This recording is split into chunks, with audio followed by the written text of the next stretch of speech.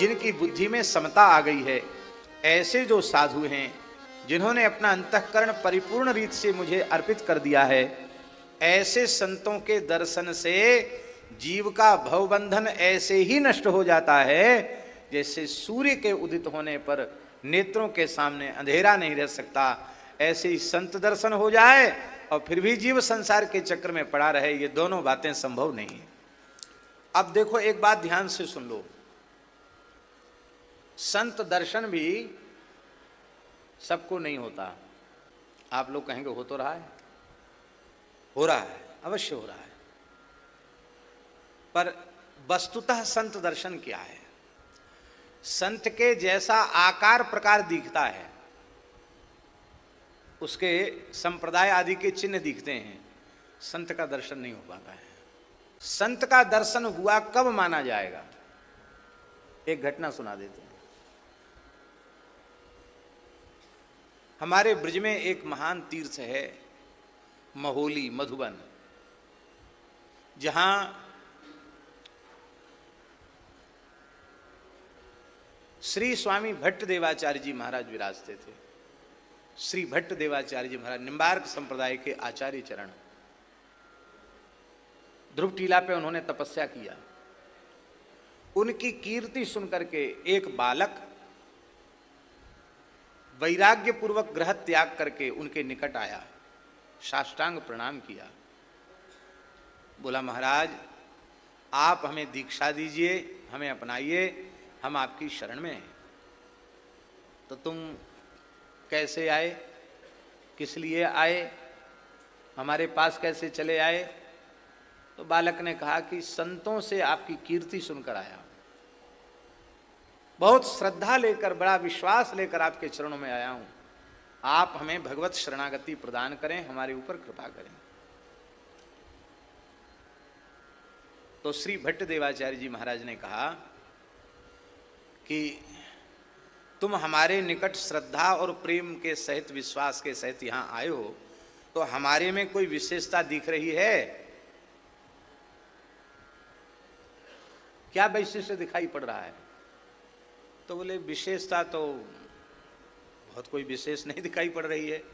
आप अच्छे महात्मा हैं, तपस्वी महात्मा हैं, क्या सुंदर जटा मुकुट है, कैसे सुंदर ऊर्ध्वपुंड तिलक हैं, श्याम बिंदी वाला, कैसी सुंदर तुलसी की कंठी है, बड़ा सुंदर स्वरूप है, कमंडल है, महात्मा का स्वरूप है, मंगलमय आपका दर्शन हो रहा है, आपके दर्शन से बहुत सुख मिल रहा है, बड़ी शांति मिल रही है, और तो हमें क्या दिखेगा? तो उन्होंने कहा अभी तुम्हें हमारा वास्तविक दर्शन नहीं हुआ, और जब दर्शन ही नहीं हुआ तो तुम कैसे हमारे पूरी तरह शिष्य शरणागत बनोगे?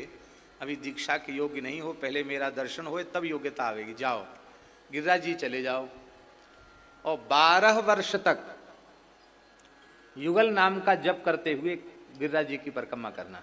कितने वर्ष तक? 12 वर्ष तक। उन्होंने ये नहीं कहा कि आपने कंठी नहीं दिया, मंत्र नहीं सुनाया, भेष नहीं दिया, हमको सीधे भेज दिया। जो आज्ञा, क्योंकि मंत्र मूलम गुरोर वाक्यम। चले गए गिरिराज जी में 12 वर्ष परिक्रमा युगल नाम लेते हुए किया, लौट के आए, साष्टांग प्रणाम किया। अब क्या अनुभव हो रहा मेरा दर्शन करके?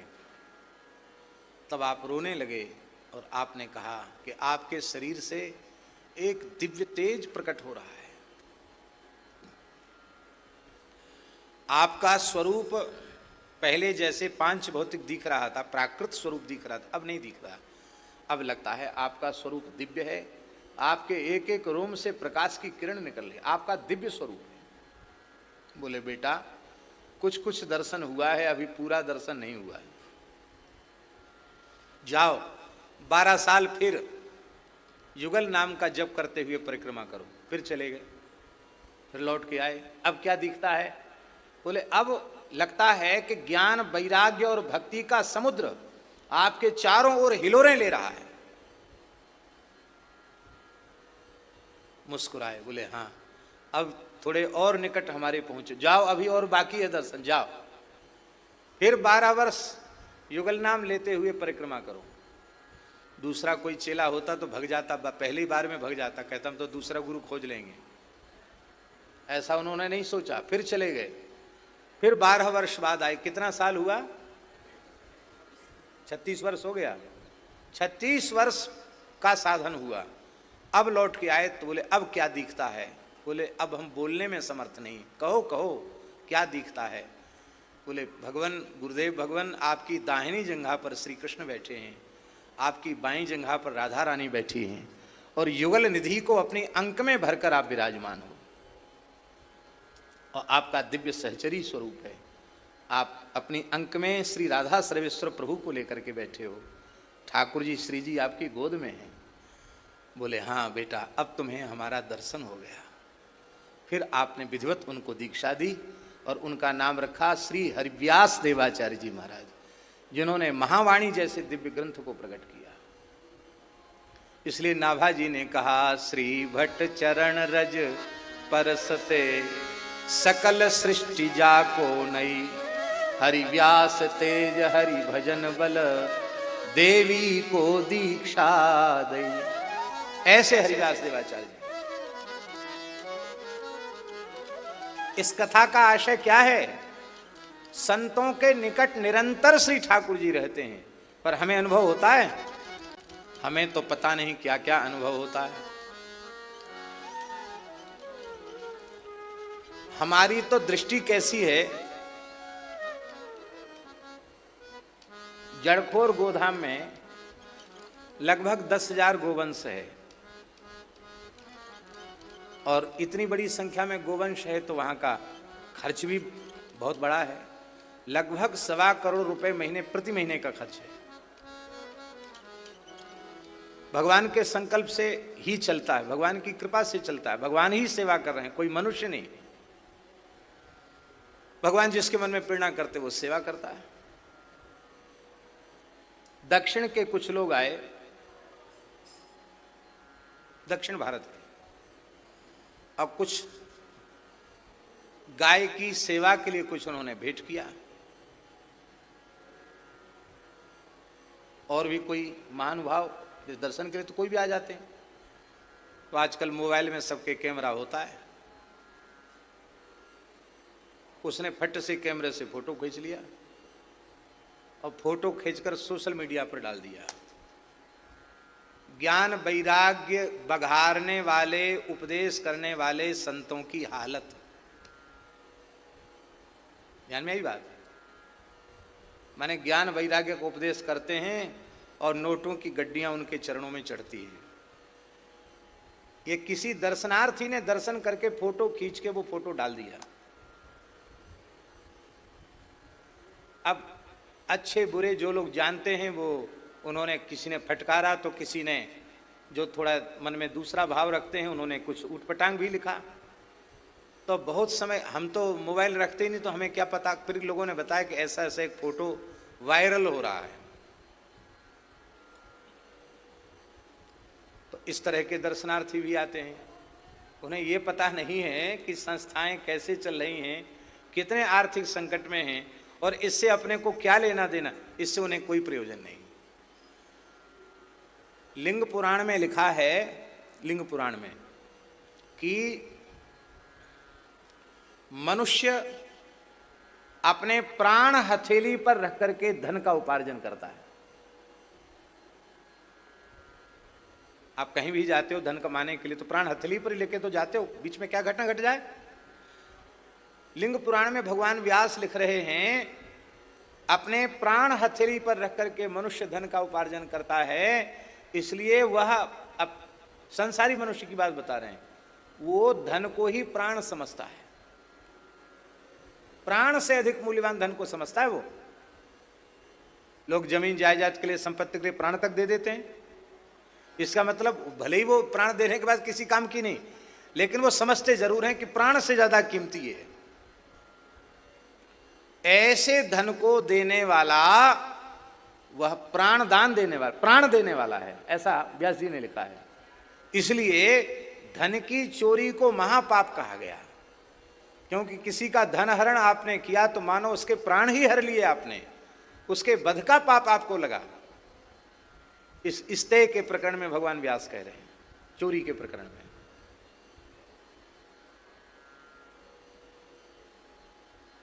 इतने परिश्रम से कमाया हुआ धन गौ सेवा, अतिथि सत्कार, संत सेवा में जो लोग देते हैं, निश्चित ही वे बड़े भाग्यशाली हैं जिनके मन में ऐसी पवित्र प्रेरणा जगती है।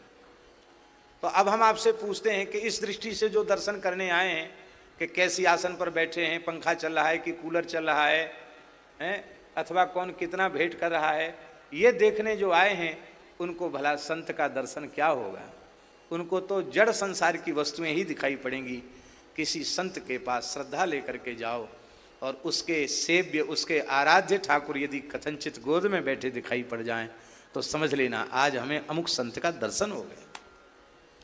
राजस्थान चित्तौड़गढ़ की महारानी झाली उस संत दर्शन के लिए चली कि ऐसे संत का मैं वर्ण करूंगी गुरु के रूप में जिसकी गोद में प्रभु दिखाई पड़ जाएं। सारे भारतवर्ष के संतों का दर्शन उसने किया, बड़े बड़े प्रसिद्ध महापुरुषों का दर्शन किया, लेकिन उसे अनुभूति कहीं नहीं हुई। निराश होकर काशी से वापस जा रही थी।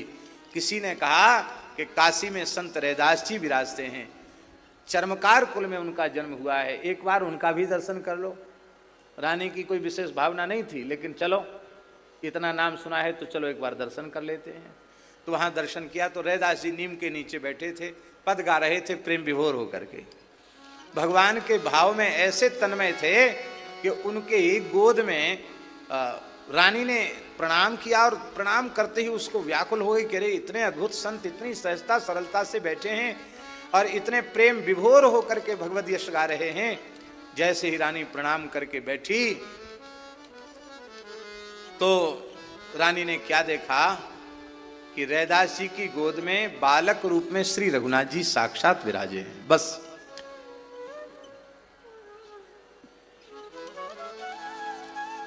मनोरथ पूर्ण हो गया। जैसे ही मनोरथ पूर्ण हुआ बस रानी ने अपना संपूर्ण समर्पण कर दिया। पंडितों ने, पुरोहितों ने, काशी के लोगों ने बहुत निषेध किया, मनाया, क्या कर रही हो, अमर्यादित आचरण से सब कुछ नष्ट हो जाता है। त्रीणि तत्र भवन्त्येव दुर्भिक्षम मरणम भयम, बहुत सी बातें शास्त्रों की बताईं, लेकिन रानी ने कहा कुछ भी हो, हमको तुम कहो नरक जाना पड़ेगा तो नरक जाना हमें मंजूर है, पर मैंने प्रतिज्ञा कर रखी जहां ऐसी अनुभूति होगी वहीं मैं समर्पण करूंगी। रैदास जी ने निषेध कर दिया, मना कर दिया। रानी ने अन्न जल त्याग दिया। अंत में गुरुदेव श्री रामानंदाचार्य भगवान ने आदेश दिया जिसकी जहां श्रद्धा उसको वहीं से लाभ मिलता है। इसकी पूर्ण श्रद्धा तुम्हारे चरणों में है, तुम इस पर कृपा करो। श्री रैदास जी ने राम नाम जपने का आदेश दिया, उपदेश किया और झाली रानी ने अपने सदगुरु के रूप में रैदास जी को स्वीकार किया। दर्शन हो गया रैदास जी।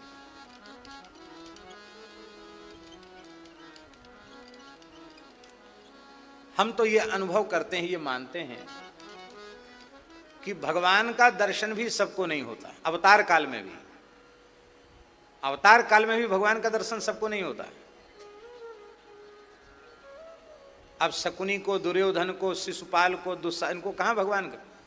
उनको तो भगवान के रूप में एक चतुर चालाक ही दिखाई पड़ता, भगवान दिखाई नहीं पड़ते उनको। वो तो श्री कृष्ण को मनुष्य समझते हैं। श्री कृष्ण परब्रह्म परमात्मा है, सच्चिदानंद घन है, कुछ नहीं जानते, वो न मानते हैं।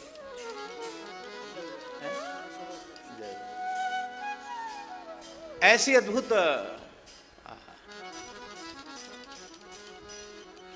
जिन भगवान के श्वास प्रश्वास से वेद प्रकट होता है, उन भगवान को शकुनी क्या समझता था जानते हैं? हमारे महाराज जी कहते थे, शकुनी कहता था पूरे संसार में 1.5 रुपया अक्कल है। अक्कल माने बुद्धि, 1.5 रुपया, तो इसमें 1 रुपया तो हमारे पास है, शकुनी कहता था। और 4 आने में 4 आना बुद्धि जो है ना वो श्री कृष्ण के पास है, और बाकी बची 4 आना, उसमें पूरा संसार है। 1.5 रुपया अकल है पूरे धरती पे, उसमें 1 रुपया तो हमारे पास है। शकुनी समझता था 4 आना श्री कृष्ण के पास है और 4 आना में सब पूरा संसार है।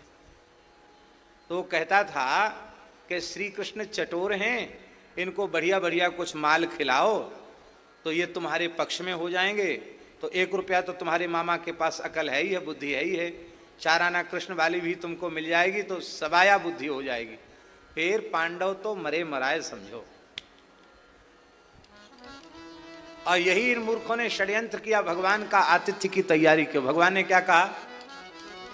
बोले तेरे भीतर प्रेम नहीं है और मेरे भीतर भूख नहीं है, मैं तेरे पदार्थ ग्रहण नहीं करूंगा। दुर्योधन घर में वा त्यागे, साग विदुर घर खाए।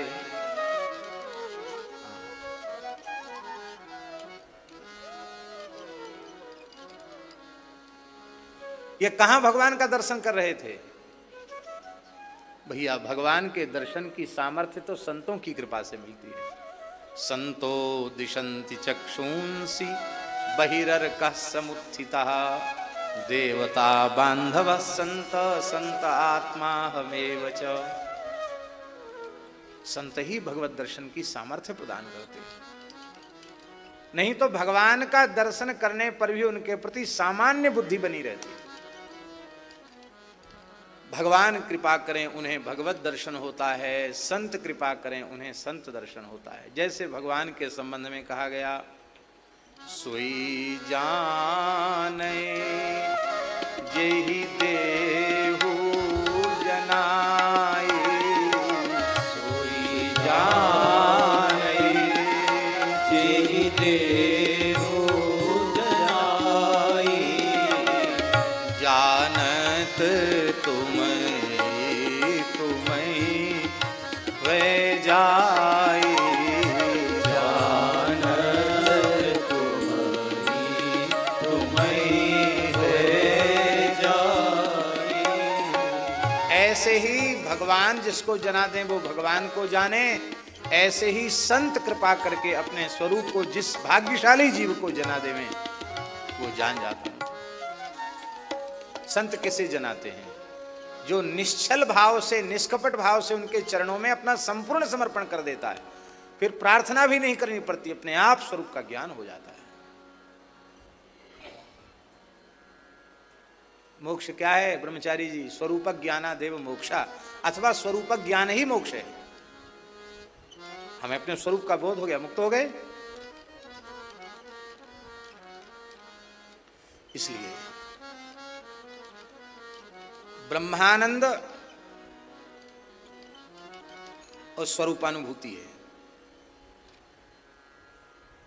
और प्रेमानंद वो कोई अलग नहीं है, ब्रह्मानंद से भिन्न नहीं है। लेकिन हम विशेष निवेदन करें,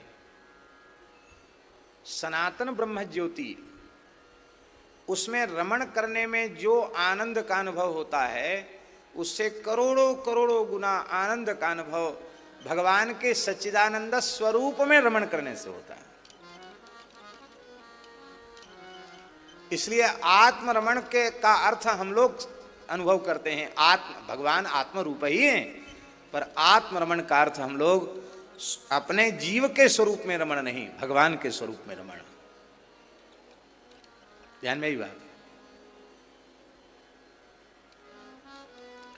सौभाग्यवती नारी अपने पति के स्वरूप का अनुभव करे, नक्सिक पति का दर्शन करे और फिर विशेष आनंद में भर जाए, यह उत्कृष्ट है। अथवा कोई विधवा अपना श्रृंगार करे और बड़े दर्पण के सामने खड़े होकर अपना ही रूप निहारे, इन दोनों में कितना अंतर है?